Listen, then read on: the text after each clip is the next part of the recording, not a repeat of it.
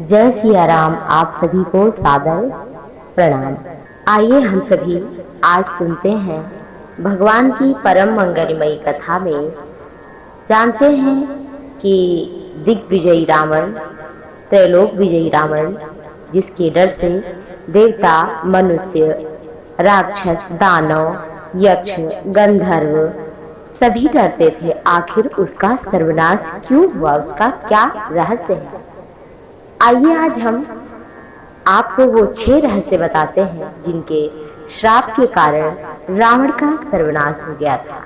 दोस्तों, बड़ा पराक्रमी योद्धा था रावण और बड़े युद्ध किए, अकेले जीते, उसका सर्वनाश हुआ। रावण के अंत का कारण श्री राम की शक्ति तो थी ही, भगवान तो भ्रिकुटी विलास सृष्टि लय हुई, वो तो अपनी भ्रिकुटी टेढ़ी करते तो सर्वनाश हो जाता, त्रैलोक के का नाश हो जाता। लेकिन आइए जानते हैं कि आखिर और क्या कारण था। क्या केवल सीता का हरण था? ऐसा नहीं है, हमारे शास्त्रों में और भी बहुत से कारण हैं। आइए हम जानते हैं वो 6 कारण। रघुवंश में जन्मे भगवान मर्यादा पुरुषोत्तम श्री राम प्रतापी राजा हुए। इन्हीं के वंश में एक अरण्य नाम के राजा हुए थे। जब रावण विश्व विजय करके निकला तो राजा अरण्य से उनका भयंकर युद्ध होने लगा।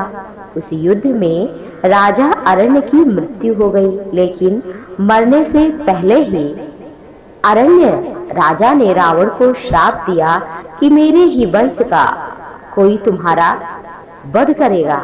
दूसरा कारण, एक बार रावण भगवान देवाधिदेव भगवान शंकर से मिलने के लिए कैलाश गया। वहां उसने नंदी जी को देखकर उनके स्वरूप की हंसी उड़ाई और उन्हें बंदर के समान मुख वाला कहा। तब नंदी जी ने रावण को श्राप दिया कि बंदरों के कारण ही तेरा सर्वनाश होगा। तीसरा कारण, रावण ने अपनी पत्नी की बहन माया के साथ छल किया था। माया के पति वैजयंतपुर के संभर के राजा थे। एक दिन त्रैलोक के विजयी रावण संभर के यहाँ गया। वहां रावण ने माया को अपनी बातों में फंसा लिया। इस बात का पता लगते ही संभर ने रावण को बंदी बना लिया। उसी समय संभर पर राजा दशरथ ने आक्रमण कर दिया। उस युद्ध में संभर की मृत्यु हो गई। जब माया सती होने लगी तो रावण ने उसे अपने साथ चलने को कहा। तब माया ने कहा कि तुमने वासना युक्त मेरा सतीत्व भंग करने का प्रयास किया था, इसीलिए मेरे पति की मृत्यु हो गई।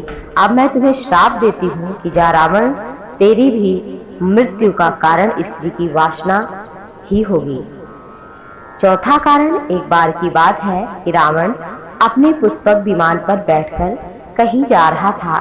तभी उसे एक सुंदर जंगल में सुंदर तपस्या करती हुई स्त्री दिखाई पड़ी, जो भगवान नारायण को अपने पति रूप में पाने के लिए तपस्या में रत थी।